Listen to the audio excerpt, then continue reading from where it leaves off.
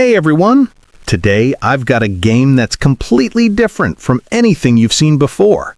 A game that doesn't just try to scare you, it makes you live the fear itself. A journey deep into isolation, where you see the world through the eyes of two lost children, trapped in a nightmare with no end. The game is called Little Nightmares 3. And from the very first moment you step in, it feels like you've fallen into a strange dream. Everything around you is dark, mysterious, and filled with tension that keeps your heart racing from start to finish. There are no dialogues, no words, only sounds, whispers, and haunting visuals that tell a story more powerful than 1,000 lines of text. It's a tale full of symbolism, puzzles, and raw emotion. A story about friendship born in the midst of fear between two kids trying to escape from a place called nowhere. A world built to break them, yet they refuse to give up. And in this video, I'll tell you the full dark story of Little Nightmares 3. But before we dive in, make sure to subscribe to the channel and turn on the notifications so you won't miss any of the creepy and mysterious stories coming next.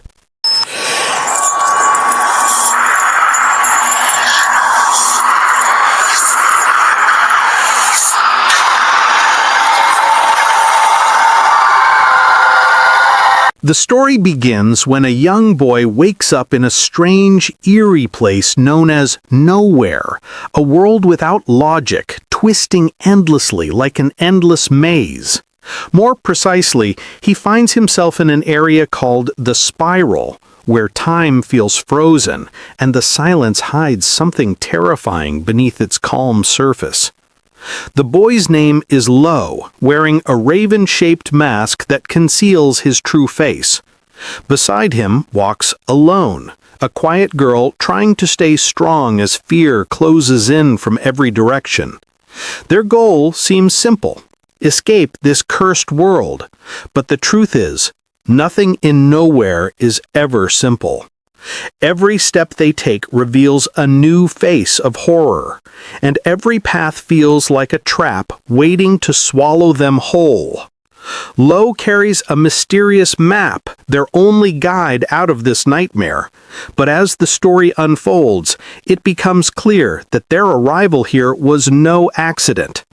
Everything began with a shattered mirror, one that pulled them into this twisted world for reasons they can't begin to understand.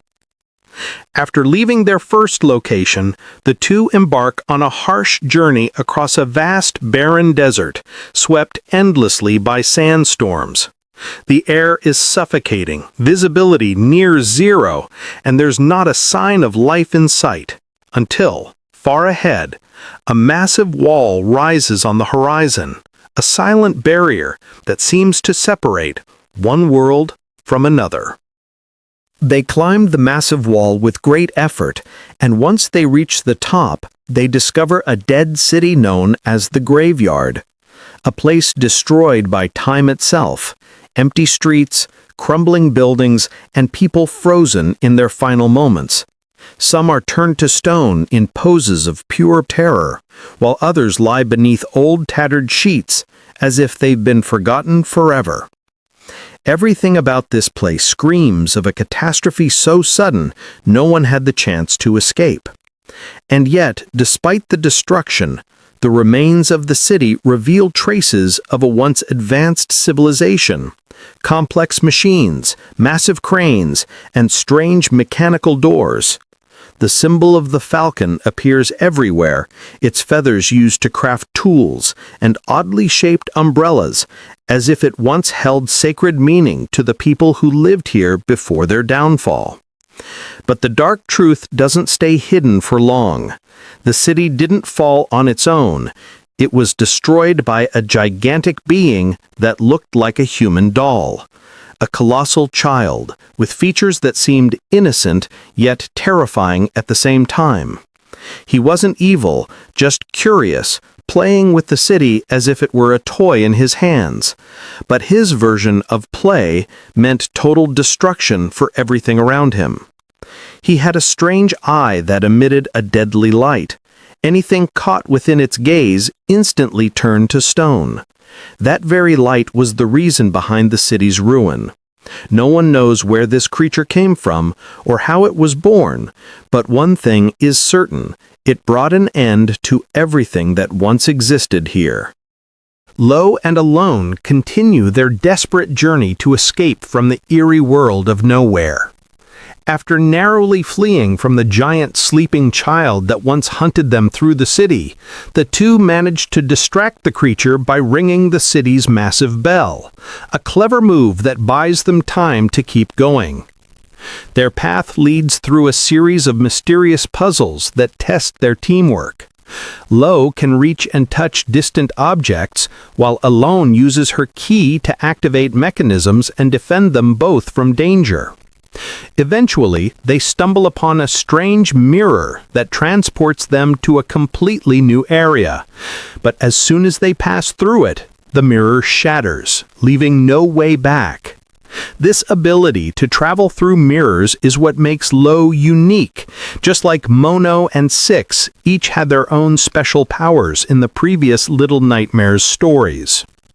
In the next region, they find themselves inside a haunting candy factory, where exhausted, oversized workers toil endlessly, a chilling symbol of labor twisted into nightmare form. But the factory's overseer, a terrifying woman with cameras everywhere, soon spots Lo and Alone.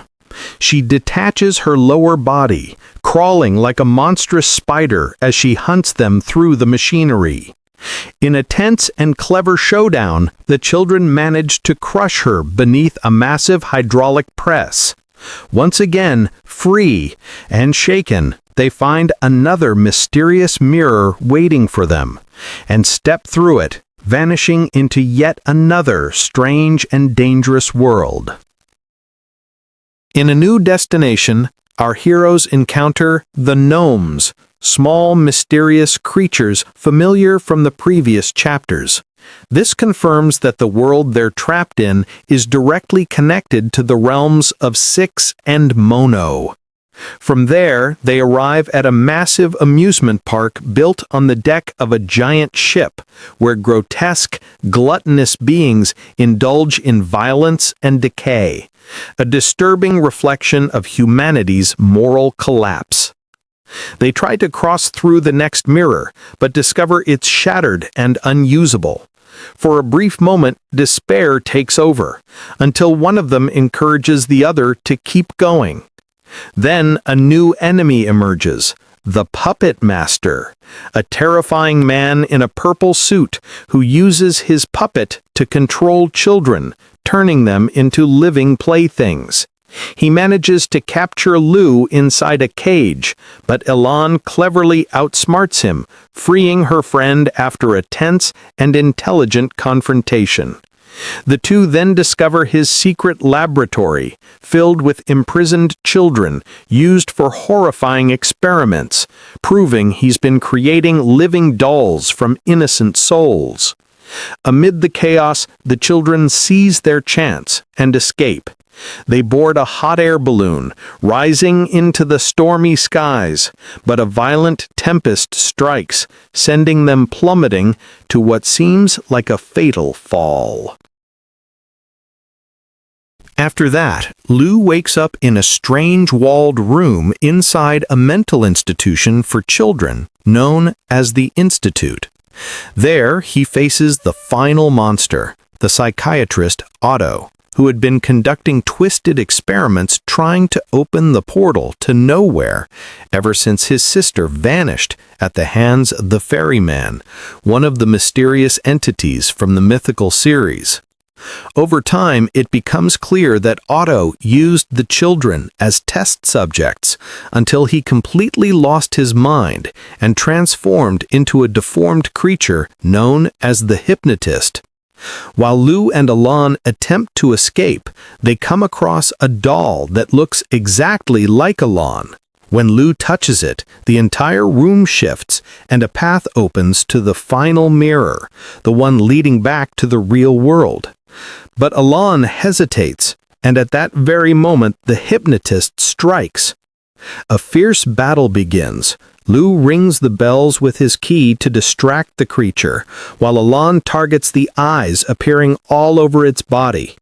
In the end, she lands the final blow, bringing the hypnotist crashing down, destroying the Institute with him. The two children fall together from above, and Alone tries to save him, wrapping her arms around Lo in midair before they hit the ground. When Lo wakes up, he finds himself back in his old cell with the doll beside him. But this time, the doll moves. Confused and afraid, Lo begins to question himself. Was Alone ever real? Or just a figment of my imagination that saved me from my nightmares? In the end, they try to cross the final mirror toward the light of the real world. Lo urges Alone to follow him. He makes it through, but the mirror rejects her. She cannot pass. Then the mirror shatters, and Alone's body fades away into a lifeless piece of cloth. A drawing slips from her hand, the same one that guided them all along, revealing it was nothing more than an imaginary map Lo created to dream of freedom. Lo wakes up in a calm, realistic world, confused, alone, yet free. Everything around him feels real, proof that he finally escaped the nightmare that once consumed him. And in the end, Little Nightmares 3 leaves us with one haunting question. Was Alone ever truly his friend? Or just a reflection of his desperate will to survive?